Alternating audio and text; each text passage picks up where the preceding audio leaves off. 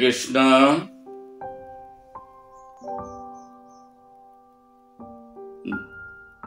দেবদুর্লভ মানব জন্ম আমরা পেয়েছি। এই জন্ম সার্থক হবে যদি মৃত্যুর সময় ভগবানের কথা স্মরণ করে যাওয়া যায়, ভগবানকে স্মরণ করে এই পৃথিবী থেকে চলে যাওয়া যায়। যে কোনো মুহূর্তে আমার মৃত্যু আসতে পারে। বস্তু অর্থে হিজ ডিভাইন গ্রেস এসি ভক্তি বেদান্ত প্রবোধ বলছেন, এই মানব জীবন হচ্ছে মৃত্যুর প্রস্তুত নেওয়ার জন্য। সুতরাং গীতায় বলছে, যখন আমার এই পৃথিবী থেকে চলে যেতে হবে, তখন যদি আমি ভগবানের শরণ নিয়ে যেতে পারি, তাহলে দেবদুর্লভ মানব জন্ম সার্থক হবে। তাই প্রতি মুহূর্তেই আমাদের ভগবানের স্মরণ করা উচিত। আমরা মোহগ্রস্ত জীব সহজে এই বিষয়গুলো উপলব্ধি করতে পারি না। যদিও অর্জুন মোহর অভিনয় করেছিলেন আমাদের জগৎ কল্যাণের জন্য, তাই তাকে শাস্ত্র শ্লোক শোনানো হয়েছিল। আসলে আমাদের হাজার কোটি প্রশ্নের উত্তর এই গীতা দিয়েছে। সর্বমঙ্গলময়ী, সর্বশাস্ত্রময়ী, সর্বকল্যাণময়ী, সমস্ত শাস্ত্রের নির্যাস, সমস্ত শাস্ত্রের সূত্র। আমরা যদি প্রতিনিয়ত গীতার কাছে যাই, তাহলে আমাদের সহস্র কোটি প্রশ্নের উত্তর আমরা সহজে পেয়ে যাব। সেখানে অর্জুনের গীতার মধ্যে 16টি প্রশ্নের উত্তর দিতে গিয়েই এই 700টি শ্লোকের অবতারণা করেছেন ভগবান শ্রীকৃষ্ণ। সুতরাং আমরা যদি সহস্র কোটি প্রশ্নের উত্তর খুঁজতে চাই, তাহলে এই গীতার কাছে আমাদের যেতে হবে। এবং এই দেবদুর্লভ মানব জীবন যদি সার্থক করতে চাই, অবশ্যই এই গীতা গান আমাদের অর্জন করতেই হবে। আর সেটা আমাদের প্রত্যেক দিন সুযোগ পেলেই আমাদের এটা করতে হবে। জানি না কোন মুহূর্তে আমার জীবন অবসান ঘটবে। সুতরাং এক মুহূর্ত কালও আমার উচিত হবে না সেই গীতার কাছ থেকে দূরে সরা। আপনারা সহজে আমরা জানি, লোহা যতই কঠিন হোক না কেন, আগুনের কাছে গেলে সে লোহাও আগুনের মতো হয়ে ওঠে। আমরা যদি গীতার কাছে থাকি, তাহলে আমরা যতই পাপী হই, যতই শক্ত হই, আমাদের হৃদয় সেই প্রেমের আগুনে জ্বলে উঠবে এবং সহস্র কোটি জন্মের পাপ এক নির্বিষে আগুনে শেষ হয়ে যাবে। সেই জন্য আমরা প্রতিনিয়তই গীতার কাছে আমাদের যাওয়া উচিত। আর সেভাবে আমাদের জন্মান্তের পাপ থেকে আমরা রেহাই পাব। সেই গীতার জ্ঞানের আগুনে আমাদের পাহাড় সমান ভস্ম রাশি পুড়ে ছাই হয়ে যাবে। সেজন্য এক মুহূর্ত কাল সময় আমার গীতার জ্ঞানের দূরে ছড়া ঠিক হবে না। সেজন্য আমাদের প্রতিনিয়ত গীতার জ্ঞান অর্জন করার জন্য চেষ্টা করতে হবে। আর এখানে সেজন্যই মহাজনরা, বিশেষ করে গোস্বামীরা সেই গীতা মাহাত্ম্যে স্কন্দ পুরাণের অবন্তী খণ্ডে বিস্তারিত বর্ণনা করেছেন। আমরা সেখান থেকে একটু গীতা জ্ঞান অর্জন করার চেষ্টা করব। মহাজনগত পন্থা, আমরা সাধারণ জীবের উপকারার্থে সেখানে 10ম স্কন্ধের এবং আপনার 11 স্কন্ধের থেকে বলেছেন, যদি 10ম স্কন্ধ বা 11 স্কন্ধের একটি শ্লোকও কোনো জীব মনে রাখে, তাহলে নিখিল শাস্ত্রের পাঠের ফল পাবে এবং তার হৃদয় থেকে ভগবানের জ্ঞান কখনো দূরে সরে যাবে না। তো আমি প্রায় বলে থাকি, প্রতিটি শব্দেই মহামন্ত্র চিন্ময়, এত অতলন্ত মহাসমুদ্র, তো মাপা যাবে না। তবুও আমাদের কৃপা করার জন্য ভগবানের ভক্তরা নির্দেশনা দিয়েছেন যে 10ম অধ্যায় থেকে এবং একাদশ অধ্যায় থেকে আমাদের শ্লোকগুলো মনে রাখার জন্য আমরা সেদিকে একটু নজর দেব, যাতে করে আমরা দশম অধ্যায় থেকে এবং একাদশ অধ্যায় থেকে প্রতিনিয়ত প্রতিক্ষণ আমরা সেই শ্লোকগুলো মনে রাখতে পারি। যদি মনে রাখতে পারি তাহলে দেবরদুল্লাহ মানব জন্ম আমাদের সার্থক হবে। আমাদের তিতাব জ্বালার হাত থেকে রেহাই পাবো, এই মায়ার হাত থেকে আমরা রেহাই পাবো, আমরা আমাদের জীবন ধন্য হবে। আমরা যদি মহাজনরা বলছেন যে কত শাস্ত্রই তুমি পড়বে, যদি এই গীতার মাত্র দশম অধ্যায়ের অথবা একাদশ অধ্যায়ের শ্লোকগুলো তুমি মনে রাখো, তোমার নিখিল জন্মের পাপ রাশি মুহূর্তের মধ্যে পুরে ছাই ছাই হয়ে যাবে, ভগবানে যুক্ত হয়ে যাবে, অনাবিল আনন্দের সাগরে হাবুডুবু খাবে। সুতরাং সেজন্যই আমরা সেই দশম স্কন্ধের থেকে একটু আমরা শোনার চেষ্টা করব এবং ভগবানকে মনে রাখার চেষ্টা করব। এখানে কত সুন্দর করে বলল, সর্বকল্যাণময়ী সর্বশাস্ত্রময়ী, সমস্ত শাস্ত্রের সর্বমঙ্গলময়ী গীতা বললেন, যমাম অজম অনাদিম চ বেত্তি লোকমহেশ্বরম অসম্র সমর্তেষু সর্বপাপেই প্রমুচ্যতে। এখানে বলা হচ্ছে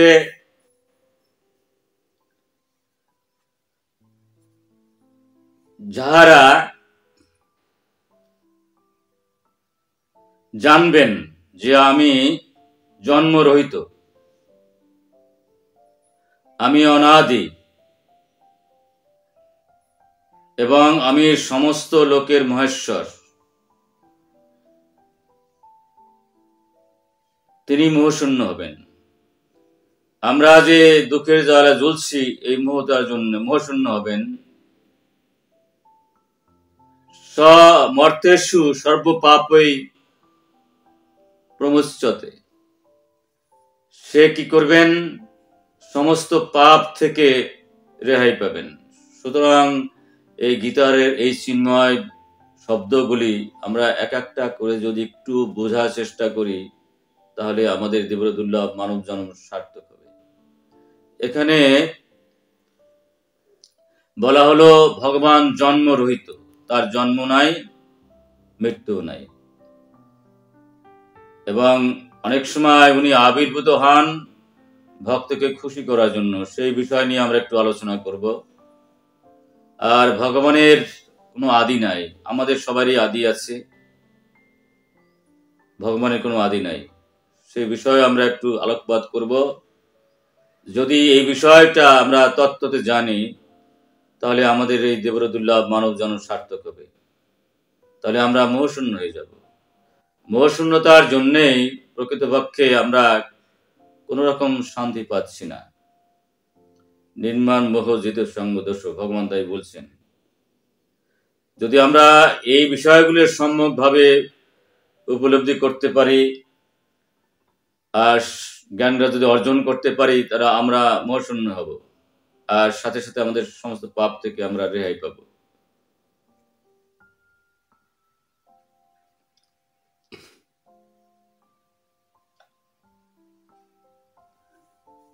এখানে আমরা যদি একটু সম্যকভাবে একটু চিন্তা করি,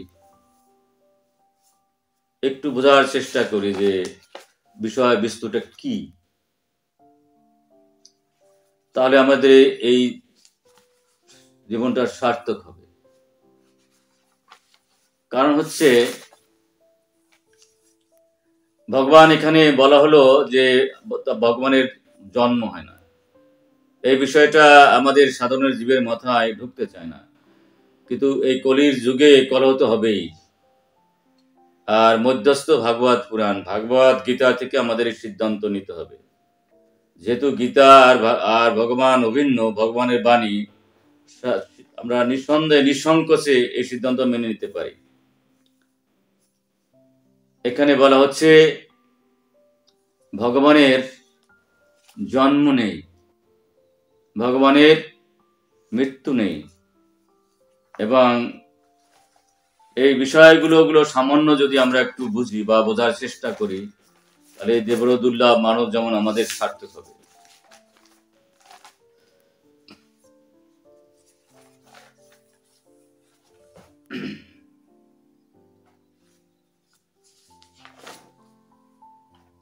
এখানে আমরা তো ভালোভাবেই জানি, জন্ম কর্মচমে দিব্যম, এবং ভগবানের জন্ম এবং কর্ম হলো দিব্য। এখন আমরা যদি একটু বোঝার চেষ্টা করি দিব্য বস্তুটা কি। দিব্য হলো অলৌকিক। ভগবান দিব্য মানে অলৌকিক। ভগবান একটা বালির মধ্যে অনন্ত কোটি ব্রহ্মাণ্ড রেখে দিতে পারেন, আবার একটা বালি থেকে অনন্ত কোটি ব্রহ্মাণ্ড বের করে ফেলতে পারেন।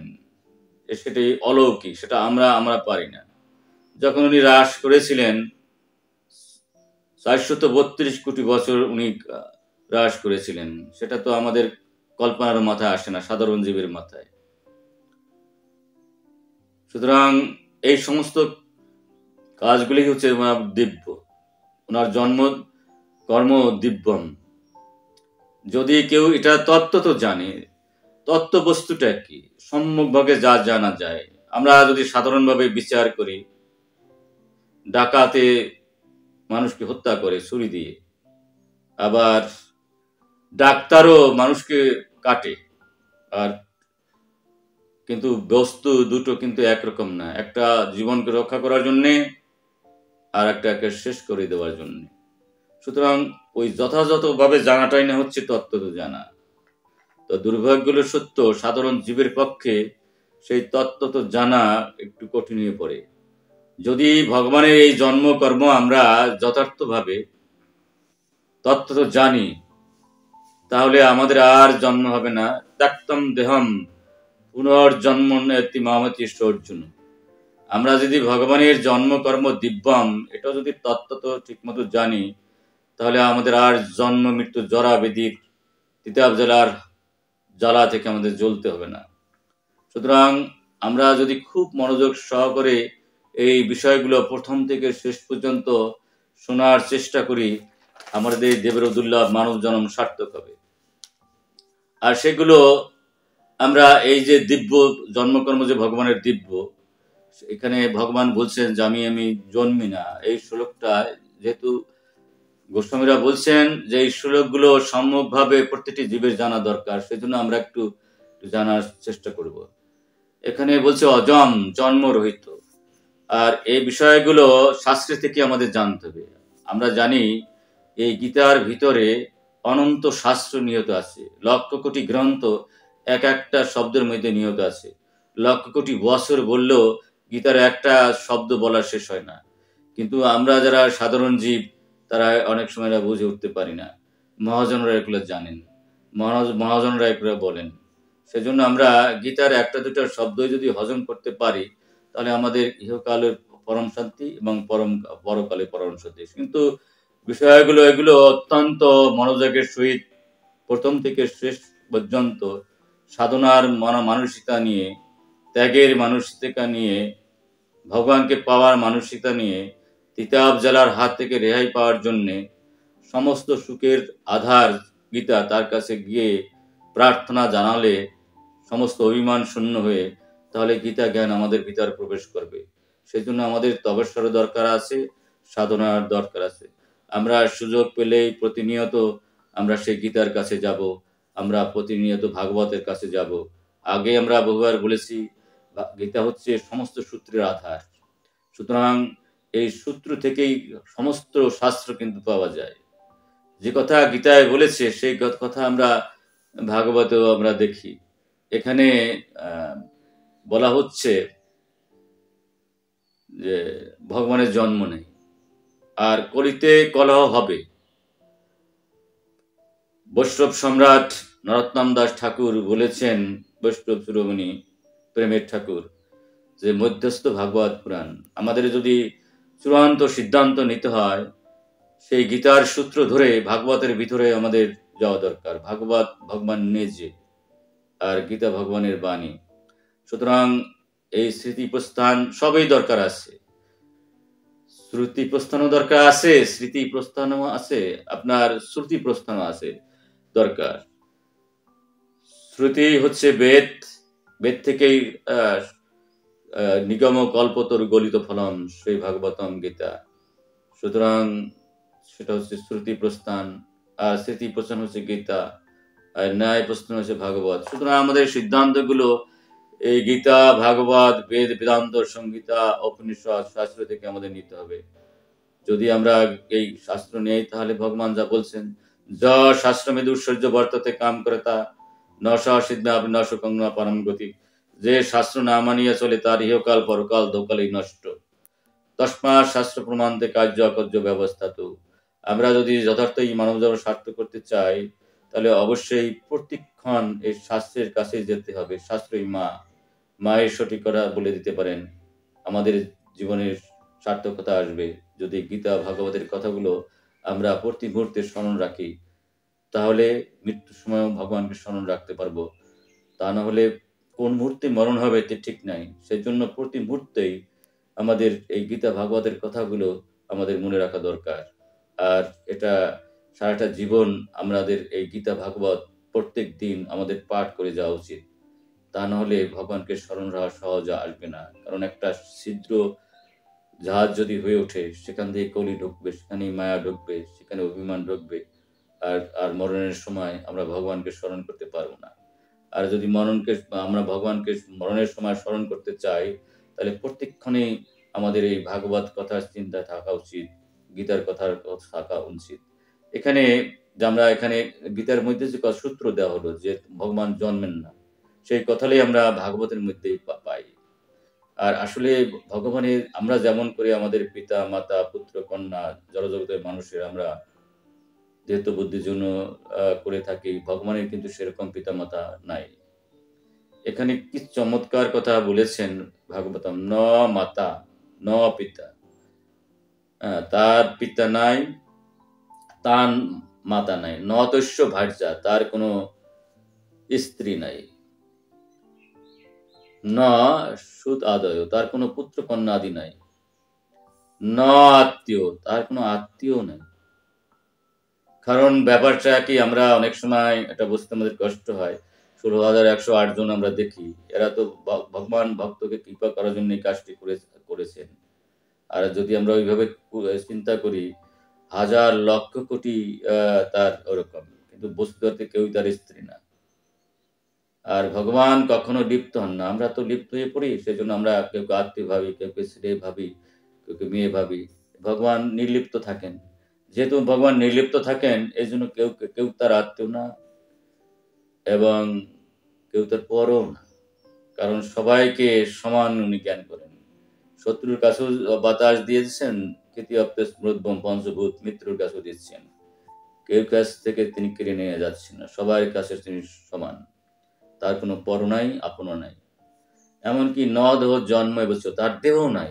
আমরা তার যে দেহ আমরা দেখি সেটা আমাদের মতো জড় দেহ না, চিন্ময় দেহ। এই জন্য বলছে তার দেহ নাই। আর এখানে স্পষ্টভাবে ভাগবত বলছো যে তার জন্ম নাই। তাহলে আমরা ভাগবত থেকে সিদ্ধান্ত নিলাম যে এখানে তার মাতা নাই, পিতা নাই, স্ত্রী নাই, তার পুত্র কন্যা আদি নাই, কোনো আত্মীয় নাই, এবং তার কেউ আপন নাই, কেউ পর নাই। অর্থাৎ ভগবান সম্পূর্ণ নির্লিপ্ত। সেই জন্য এইগুলি আমরা থাকে না তার ভিতরে। এখানে আমরা যদি সাধারণভাবে একটু বিচার করি তাহলে দেখব ভগবান তো যারে তারে আমরা অনেক সময় ভগবান বলে ফেলি, কিন্তু যারে তারে তো পরমেশ্বর ভগবান বলা যাবে না। পরমেশ্বর ভগবান সেই একমাত্র শ্রীকৃষ্ণই। আমরা সবাই তো এগুলো জানি। যারা সৃষ্টি করে তাদের অনেক সময় ঈশ্বর বলা হয়। দেবতারও ছোটখাটো ঈশ্বর। ঈশ্বরের ঈশ্বর যিনি, তিনি মহেশ্বর। মহেশ্বরের ঈশ্বর যিনি, তিনি পরমেশ্বর। আর পরমেশ্বরের ঈশ্বর যিনি, তিনি হচ্ছে পরাৎপর ঈশ্বর, মানে শ্রেষ্ঠের শ্রেষ্ঠ, চিন্ময়েরও চিন্ময় যিনি, তিনি হচ্ছে পরাৎপর ঈশ্বর। তিনি হচ্ছেন আমার শ্রীকৃষ্ণ। ওখানে বলা হলো যে উনি অনাদি, সব কিছুরই আদি আছে। আমার আদি আমার বাবা, তার আদি তার বাবা, এমনি খুঁজতে খুঁজতে দেখা যায় আমাদের আদি হচ্ছে মনু, মনুর আদি ব্রহ্মা, ব্রহ্মার আদি এই বিষ্ণু। এবং এখানে অনেক চমৎকার চমৎকার বিষয়গুলো আছে শাস্ত্রের মধ্যে, সেটা যদি আমরা এক এক করে বিচার করি তাহলে আমরা অভিভূত হয়ে যাব। কত সুন্দর সুন্দর কথা এখানে রয়েছে। তো আমরা এই বিষয়গুলো যদি প্রতিনিয়ত শ্রবণ করি তাহলে আমরা আস্তে আস্তে আমাদের সেই সম্মুখ ধারণা জন্মে। আর এই যে গীতায় যে সূত্রে আমরা বললো যে অজম, ওনার কোনো জন্ম নাই, তার সাক্ষী কিন্তু আরো বহু জায়গায় আছে। আমরা সব জায়গায় বলে শেষ করতে পারবো না, শুনেও শেষ করতে পারবো না। আমরা দুই একটা দৃষ্টান্ত আমরা দিতেই পারি এখানে। আর ভগবান তো গুণাতীত, যিনি গুণাতীত তার জন্ম থাকে না, মৃত্যু থাকে না। আমরা যারা গুণের মধ্যে থাকি তাদের জন্ম হয়, মৃত্যু হয়। আমরা যদি গুণাতীত হতে পারি তাহলে গুণাতীতের যুক্ত হয়ে আমরা বৈকুণ্ঠধাম যাব অথবা গোলক বৃন্দাবনে, তাহলে আমাদের জন্ম মৃত্যু হবে না। যেহেতু ভগবান গুণাতীত সেই জন্য ওনার কিন্তু জন্ম নাই, মৃত্যু নাই, অজম। গীতায় যে কথাটা বললো অজম, ভগবান হচ্ছে অজম, জন্মরহিত। কিন্তু দুর্ভাগ্য হলো সত্য, এই বুদ্ধি অধিকাংশ আমাদের জীবের মধ্যেই ঢোকে না। যখন ভগবান কোনো মানুষ রূপে হাজির হন, অবজান্তি মাং মুরা মানুষ অন্তন আশ্রিত, কি চমৎকার কথা ভগবান বলছেন। আমি যখন মানুষ রূপে পৃথিবীতে আবির্ভূত হই তখন মূর্খরা আমাকে অবজ্ঞা করে। আমাদের আমাদের যে দুর্ভাগ্য, আমরা এই সামান্যতম যদি একটু জানি এই জন্মকর্ম দিব্যম, তাহলে আমরা কিন্তু এই ভগবানের শরণ নিতে নিতে আমরা গোলক বৃন্দাবনে বা বৈকুণ্ঠে যাব। হি অজ অবক্ত ভগবান প্রকৃতি পার, কি চমৎকার কথা ভগবান বলছে। অবশ্যই ভগবানের জন্ম নাই, আর তিনি সব জায়গায় থেকেও কোথাও নাই। কত সুন্দর কথা ভগবান এখানে বলছেন। অর্থাৎ সাগরের মধ্যে হাজার কোটি ঢেউ রয়েছে কিন্তু ঢেউর মধ্যে সাগর নাই, এটা আমাদের বুঝতে হবে। ভগবানের আশ্রয় করে অনন্ত ব্রহ্মাণ্ড, অনন্ত বিশ্ব, কিন্তু ভগবান নির্বিশেষ রূপে থাকেন, কিন্তু সবিশেষ রূপে ভগবান কোথাও নাই। এটাই ওই শাস্ত্রে বলা হচ্ছে, গীতায় বলা হচ্ছে। আমরা এই সামান্য জ্ঞানটু যদি জন্মে তাহলে ভগবানের প্রতি আমাদের শ্রদ্ধা আসবে, সম্মান আসবে, গীতার প্রতি আমাদের শ্রদ্ধা আসবে, তাতে আমাদের শ্রদ্ধাবান লবেতে কেন আমাদের এই গীতার মহাগান আমাদের বেশ সঞ্চিত হবে, আমাদের দেবর দুর্লভ মানুষজন সার্থক হবে। ভগবান প্রকৃতি পরা, ভগবান কি হচ্ছেন শত রজ তম 3 গুণের ঊর্ধ্বে। কিন্তু কখনো কখনো ভগবান কি করেন, যোগমায়াকে অস্বমায়া গুণ অবশ্য বাদ্য বাতাকতম গতা। ভগবান কি করেন, কখনো কখনো তিনি যোগমায়াকে আশ্রয় করে সাধারণ আমাদের জীবের মতো, কখনো দেখা যায় আমাদের বাপ মা আছে, বাবারও ভগবানের বাবা মা আছে, ভগবান আমাদের বন্ধু বান্ধব থাকে, ভগবানের বন্ধু বান্ধব থাকে, আমাদের স্ত্রী আছে, মনে হয় যেন ভগবানের স্ত্রী আছে। এইরকম আমাদের মতো সাধারণ জীবকে কৃপা করার জন্য আমরা সহজেতে ভগবানকে বুঝবো না। ভগবান আমাদের মতো লীলা করে ভগবানকে স্মরণ রাখার ব্যবস্থা করে দিয়েছেন মাত্র, কিন্তু এইগুলো আমাদের মাথায়, অল্প বুদ্ধি সম্পন্ন মানুষের মাথায় আমাদের ঢুকতে চায় না। কিন্তু আমরা যত গীতা ভাগবত পাঠ করি, ভগবান সম্পর্কে যদি আমাদের সম্যক ধারণ না থাকে তাহলে তো আমাদের সর্বনাশের পথে আছে। ভগবান যে অজ, তার যে আদি নাই, এগুলো যদি আমরা না জানি তাহলে তো সারা বছর গীতা পাঠ করেও ভগবান সম্পর্কে শ্রদ্ধা আসবে না। ওং নমো ভগবতে বাসুদেবায় এই শব্দটা যার ভিতরে না আসে, ভগবানের যে পরমেশ্বর, পরাৎপর ঈশ্বর, এই ভাবনাটুকু না থাকলে আমরা কিন্তু যথার্থ গীতার ফল পাবো না। এই জন্য এই বিষয়গুলোকে আমরা একটু অবতারণা করছি মাত্র। সুতরাং আমাদের এটা বুঝতে হবে, একটু যদি বুঝি তাহলে আমাদের জীবন সার্থক হবে। কারণ ভগবান অনাদি, এটা ওই আমাদের শ্লোকটা বলা হচ্ছে, গীতার শ্লোকটা অনাদি। আমাদের সবারই আদি আছে কিন্তু ভগবানের কিন্তু আদি নেই। আমরা যদি বিচার করি এই মনুর থেকে ব্রহ্মা, ব্রহ্মা থেকে বিষ্ণু, বিষ্ণু থেকে দ্বিতীয় সংকর্ষণ থেকে নারায়ণ, নারায়ণ থেকে প্রথম সংকর্ষণ, প্রথম সংকর্ষণের থেকে বলরাম, বলরামের আদি হচ্ছে শ্রীকৃষ্ণ। কিন্তু আমরা আর শ্রীকৃষ্ণের আর কোনো আদি নাই। ঈশ্বর পরমকৃষ্ণ সচিদানন্দ বিগ্রহ অনাদির আদি গোবিন্দ সর্বকারণ কারণম। কিন্তু দুর্ভাগ্য হলো সত্য, এই বিষয়গুলো আমাদের সাধারণ জীবের মধ্যে যেতেই চায় না। আর বস্তুত অর্থে আমরা যদি বেদ বিচার করি, বেদে কিন্তু শ্রীকৃষ্ণ সম্পর্কে যেমনটি আছে আর কোথাও কিন্তু নাই। একমাত্র শ্রীকৃষ্ণ সম্পর্কে এই বেদের সম্যকভাবে দেওয়া আছে যে শ্রীকৃষ্ণই পরমেশ্বর, এটা যদি আমরা বিচার করি। কিন্তু দুর্ভাগ্য হলো সত্য, সেদিকে আমাদের অনেকেই নজর থাকে না যে বেদের মধ্যে ভগবান শ্রীকৃষ্ণের যে সম্যক ধারণা দেওয়া আছে। এখানে বলা হচ্ছে দেবকী পুত্রমহি পরম ব্রহ্ম, গোপাল পর পুরুষ, কৃষ্ণ এক এঢ্য। এ সমস্ত কথা বহু জায়গায় ভগবান সম্পর্কে বলা আছে বেদে। আর ভগবান যিনি পরমেশ্বর ভগবান আপনার শ্রীকৃষ্ণ, তার সাথে তো এর সাথে তুলে নিয়ে হবে না। এবং তিনি তো ঐশ্বর্যপূর্ণ, আমরা সবাই জানি। সমস্ত ঐশ্বর্য আছে, এটা আর কেউর মধ্যে খুঁজে পাওয়া যাবে না। সমস্ত বীর্য আছে, এই এই সমস্ত বীর্য কেউর ভিতরে আর খুঁজে পাওয়া যাবে না। সমস্ত যশ আছে, সমস্ত যশ একমাত্র শ্রীকৃষ্ণের মধ্যে আছে। সমস্ত শ্রী একমাত্র ভগবানের মধ্যে আছে। সমস্ত জ্ঞান একমাত্র ভগবানের মধ্যে আছে। সমস্ত বৈরাগ্য ভগবান, এই ঐশ্বর্য পূর্ণমাত্রায় ভগবানের মধ্যে আছে। কিন্তু আমরা সাধারণ মানুষ এটা বুঝিও অনেক সময় বুঝি না। আমাদের না বোঝার কারণ হচ্ছে অজ্ঞতা। এবং ভগবান কি করছেন, ভগবানের স্বগত বিভেদ নাই। আমাদের প্রতিটি অঙ্গ আলাদা আলাদা, চোখ আলাদা, কান আলাদা, মুখ আলাদা, কিন্তু ভগবানের প্রতিটি অঙ্গ একই রকম। এজন্য ভগবান চোখ দিয়ে যা পারেন, হাত দিয়ে তাই পারেন, পা দিয়ে তাই পারেন। ভগবানের প্রতিটি অঙ্গ সম্পূর্ণই, চোখে যা পারেন হাতেও তাই পারেন, সম্পূর্ণ স্বাধীন। কিন্তু আমাদের প্রতিটি অঙ্গ আলাদা, তাই তার স্বগত বিভেদ নাই, স্বজাতীয় বিভেদ নাই।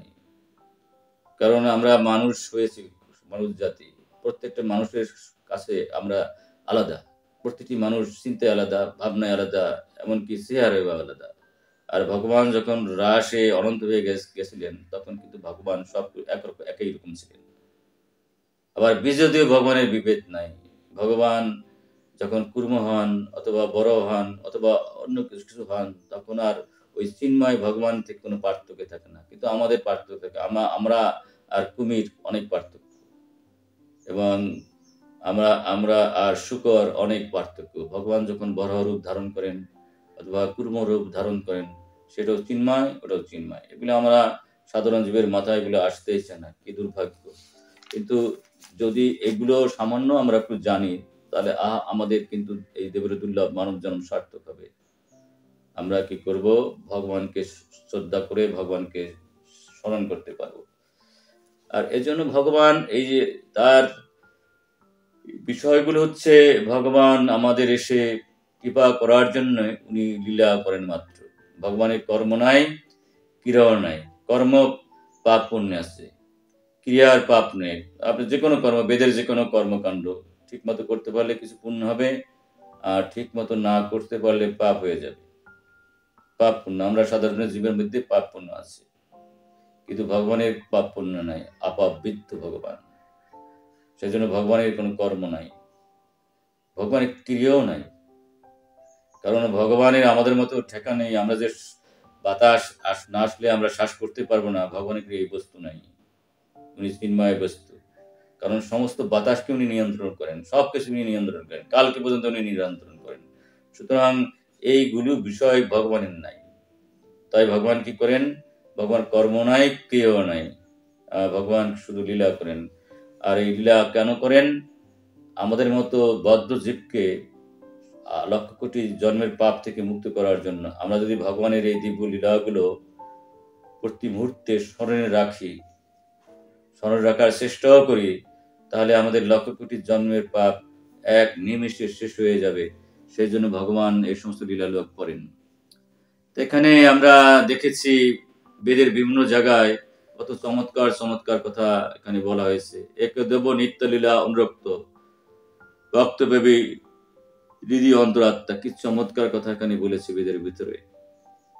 এক ও দ্বিতীয় ভগবান নানা দিব্যরূপে তার শুদ্ধ ভক্তের সঙ্গে লীলা করতে নিত্য অনুরক্ত। এবং এখানে আবার বেদে বলা হলো পরমেশ্বর ভগবানকে জানবার ফলেই জন্ম মৃত্যুর বন্ধন থেকে মুক্ত হওয়া যায়, এছাড়া আর কোনো পথ নেই। সেটা সতর উপনিষদে এই কথা বলা হয়েছে। তমব বিদ্যাতি মৃত্যুমৃতি নৈন্য পন্থা। সুতরাং আমরা যদি এই ভগবানের এই দিব্য জন্ম কর্ম সম্পর্কে একটু আমরা বলার চেষ্টা করি বা বোঝার চেষ্টা করি, তাহলে আমরা এই দেবরে দুর্লভ মানব জন্ম আমাদের সার্থক হবে। তো বিষয় হচ্ছে, বস্তু অর্থে ভগবান কোনো সৃষ্টিতে যান না, এটা আমাদের একটু বোঝা দরকার আছে। সেটা ব্রহ্ম সংহিতার ভিতরে এটা বলা হয়েছে। এবং ভগবান সম্পূর্ণ নির্লিপ্ত থাকেন, এবং এই জন্য বলছে আমার আত্মীয় নাই, আমার পরও নাই। কি সুন্দর ভাগবতের মধ্যে বলছে। তো সুতরাং আমরা যদি এখানে দেখি শাস্ত্রের আলোকে, সিদ্ধান্তের মহা সিদ্ধান্ত শাস্ত্র হচ্ছে ব্রহ্ম সংহিতা। শ্রী শ্রী ব্রহ্ম সংহিতার ভিতরে এই বিষয়টা সুস্পষ্ট করা হয়েছে যে ভগবান সম্পূর্ণ নির্লিপ্ত, তার আপনও নাই পরও নাই। এবং সৃষ্টি কাজটা এখানে মহাসংকরের দ্বারা হয়ে থাকে। সেই বিষয়টা যদি আমরা একটু জানি, তা ভগবান তো কোনো পরমেশ্বর ভগবান, তার কোনো টেনশন নাই, কারণ সে সমস্ত ভগবান তো সবসময় বাসী হয়ে যাচ্ছে। যত দেবদেবীর তাকাই, অথবা যার কাছে তাকাই, কেউ না কেউ কোনো না কোনো অস্ত্র নিয়ে বসে আছেন, আর ভগবান শুধু বাঁশি নিয়ে বসে আছেন। উনি প্রেমের ঠাকুর, প্রেম নিচ্ছেন আর প্রেম দিচ্ছেন, আর সমস্তই কোনো না কোনো টেনশনে রয়েছেন। সুতরাং যারা টেনশনে থাকেন তারা কখনো পরমেশ্বর ভগবান হতে পারেন না। তো ভগবান প্রেমের ঠাকুর। আর যদি কখনো দেখা যায় যে চক্র তুলছেন, তখন ওই বিষ্ণু, তখন হাজারো সাংসরা এই ভগবানের মধ্যে অবস্থান করেন। যখন কোনো হত্যার দরকার হয়, বিষ্ণু এসে চক্র ধরেন। ভগবান শ্রীকৃষ্ণ কখনো চক্র গ্রহণ করেন না। এগুলো আমরা একটু যদি তত্ত্ব বুঝি, তাহলে আমাদের এই দেবরে দুর্লভ মানব জন্ম সার্থক হবে। কিন্তু যদি প্রতিনিয়ত না শুনি, যত্ন সহকারে, তাহলে এটা কিন্তু সহজে ঢুকবে না। আমরা নিশ্চিদ্র হয়ে প্রত্যেক দিনেই ভগবানের সেবায় যদি নিয়োজিত হই, ঈশ্বরের তার এই কৃপায়, কৃষ্ণের কৃপায় এই বিষয়গুলো আমরা সম্যকভাবে জানতে পারবো। কৃষ্ণ যদি কৃপা করেন, তাহলে আমরা এই বিষয়গুলো সম্যকভাবে জানতে পারবো, আর না হলে এটা জানা অত্যন্ত কঠিন হয়ে যায়। এখানে ব্রহ্মসংহিতায় যে কথাটা বলেছে সৃষ্টির ব্যাপারে, সেটা আমরা একটু যদি জানতে চেষ্টা করি, তাহলে ভগবান সম্পর্কে আমাদের সম্যক ধারণা হবে। ভগবানের যে জন্ম নাই, মৃত্যু নাই, ভগবান যে জন্ম কর্ম যে দিব্যম, সেই বিষয়গুলো আমরা একটু জানতে পারবো। আর সৃষ্টি তো ভগবান নিযুক্ত হন না, সেগুলো এখানে সুন্দরভাবে বর্ণনা করা হয়েছে।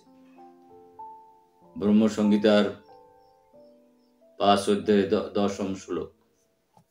শক্তিমান পুরুষ লিঙ্গরূপী মহাশ্বর তস্মিন আবির্ভূবাৎ লিঙ্গে মহাবিষ্ণু জগৎপতি। এখানে কত চমৎকার কথা বলা হয়েছে। এখানে অনুবাদে বলা হচ্ছে, উপাদানময় পুরুষ লিঙ্গরূপী মহাশ্বর শম্ভুয়ে নিমিত্তাংশ মায়ারূপ শক্তি যুক্ত জগৎপতি মহাবিষ্ণু তাহাকে তীক্ষ্ণাংশে আবির্ভূত। কি চমৎকার এখানে বলা হয়েছে।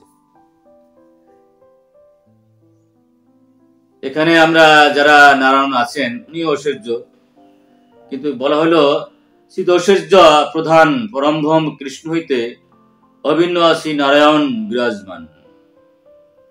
নারায়ণের ঐশ্বর্য, কিন্তু সেটা হচ্ছে চিন্ময় ঐশ্বর্য। আমাদের এটা বুঝতে হবে। আমাদের মতো জড় ঐশ্বর্য নারায়ণের কাছে নাই। নারায়ণ হচ্ছে চিন্ময় ঐশ্বর্য। তার ভূগত মহাসংকর্ষণ ও শ্রীকৃষ্ণের বিলাস বিগ্রহ অংশ। কি চমৎকার কথা বলছে। আমরা আগেই বলেছি যে এই নারায়ণ থেকে আমাদের বিলাস বিগ্রহ মহাশঙ্করের আবির্ভূত হয়। তিনি চিৎ শক্তি বলে একাংশে সৃষ্টিকালে চিৎ জগৎ ও মায়িক জগতের মধ্যে সময় রূপা বিরজা নিত্য সহন করিয়া দূরস্থিত ছায়ারূপ মায়া শক্তির প্রতিক্ষণ করেন। মহাসংকর্ষণ কি করছেন? বিরজায় সহন করেন, আর সেখান থেকেই মায়ার উপরে উনি ক্ষণ করেন। তৎকালে সেই চিৎক্ষণ স্বরূপ আভাসরূপ রুদ্ররূপী দ্রব্য শক্তিময় প্রধান শক্তির শম্ভু নিবৃত্তাংশে মায়ার সহিত সঙ্গ করেন, কিন্তু কৃষ্ণের সাক্ষাৎ চিৎ বলরূপ মহাবিষ্ণুর প্রভাব ব্যতীত কিছু করতে পারেন না। এখানে যে ক্ষণটা হলো সেই ক্ষণ রূপী আপনার শম্ভু, আর শম্ভুর সাথে মায়ার জগৎ ঘটে, আর সেটা সম্ভব হয় মহাসংকর্ষের কৃপায়। সুতরাং শিখ শক্তির মায়াও প্রধানগত উপাদান অর্থাৎ উভয় ক্রিয়া চেষ্টায় কৃষ্ণাংশ অর্থাৎ কৃষ্ণাংশ সংকর্ষণের অংশরূপ মহাবিষ্ণুর অবতার রূপে অনুকূল হইলেই মহাতত্ত্ব উৎপন্ন হয়। কি চমৎকার কথা বলা হয়েছে। এই যে সৃষ্টি আছে মহাতত্ত্ব থেকে, সেই মহাতত্ত্ব ভগবানের অংশ সাংশ, সেই সংকর্ষণ কৃপাই হয়ে থাকে সেই শম্ভুর মাধ্যমে। এখানে আমরা জানতে পারলাম। তাহলে ভগবান এখানে সৃষ্টি কার্য আপনি নিয়োজিত থাকেন না, তার যে সাংশ, তার যে বিলাস অংশ, ভগবানই অন্যরূপে বিলাস অংশ, সেই বিলাস অংশ মহাবিষ্ণুর কাছ থেকে বা দ্বারাই হয়ে থাকে। মহাবিষ্ণুর অনুকূলে শিব শক্তি ক্রমশ অহংকার এবং আকাশাদি পঞ্চভূত তন্মাত্র জীবের মাইক ইন্দ্রিয় সকলকে সৃষ্টি করেন। কি চমৎকার কথা বলা হচ্ছে এখানে। তাহলে ওইভাবে সৃষ্টি হচ্ছে শিবের দ্বারা মহাবিষ্ণুর মহাসংকর্ষণের কৃপায়। এখানে আরেকটা বিষয় আমাদের জানা দরকার, যেটা আমি সবসময় ভাবতাম যে আমরা কোথা থেকে আসলাম। এখানে বলা হচ্ছে আমরা যারা জীব, সেই জীবও মহাবিষ্ণুর কাছ থেকে এসেছি। মহাবিষ্ণুর কিরণ কণর রূপ, কিরণ কণ রূপ, অর্থাৎ মহাবিষ্ণুর শরীরের যে কিরণ, সে থেকে আমরা জীবেরা সৃষ্টি হয়েছি। অংশ সময় জীব রূপে উদিত আমরা যা জীবেরা সেই সৃষ্টি হয়েছি মহাসংকর্ষণের শরীরের কিরণ থেকে। তো আমরা এটা যদি জানি, ব্রহ্মসংহিতা কি চমৎকার করে সুন্দর সিদ্ধান্ত দেওয়া আছে, এগুলো আমরা একটু একটু করে জেনে আমরা এই গীতার শ্লোকটা একটু বুঝতে পারি। যদি এগুলো আমরা আস্তে আস্তে বুঝি, তাহলে কি হবে, আমাদের সমস্ত পাপ থেকে আমরা রেহাই পাবো। এই জন্য গীতায় কত সুন্দর বলছে, য মাম অজম অনাদিম চ ব্যক্তি লোক মহেশ্বরম অসাম্র, তিনি মোহশূন্য হবেন, সমর্তেষু সর্বপাপই প্রমোচ্যতে। আমরা যদি এই গীতার জ্ঞানগুলো একটু একটু করে বোঝার চেষ্টা করি, একটু একটু করে শোনার চেষ্টা করি, আমরা এই দেবরদুল্লাহ মানব জন্ম সার্থক হবে। আর এখানে আমরা প্রত্যেক দিনেই যেমন আমরা খেতে হয়, তাতে দেহের হৃষ্টিপুষ্টি হয়, আত্মার কালিমা থেকে যদি আমরা মুক্তি হতে চাই, তো অবশ্যই প্রতিদিন আমাদের এই গীতা জ্ঞান শ্রবণ করতে হবে, কীর্তন করতে হবে। বিশেষ করে এই গীতা জয়ন্তী মাসে আচার্য বলছেন, অন্যান্য মাসে গীতা পাঠ শ্রবণ কীর্তন করলে যা হবে তার চেয়ে বহু বহু গুণ বেশি হবে যদি আমরা এই জয়ন্তী মাসে গীতার জ্ঞান শ্রবণ ও কীর্তন করি। হরে কৃষ্ণ। সকলের সকল পরকালে মঙ্গল কামনা করে এখানে বিশ্রাম নিচ্ছি। সকলের জয় হোক।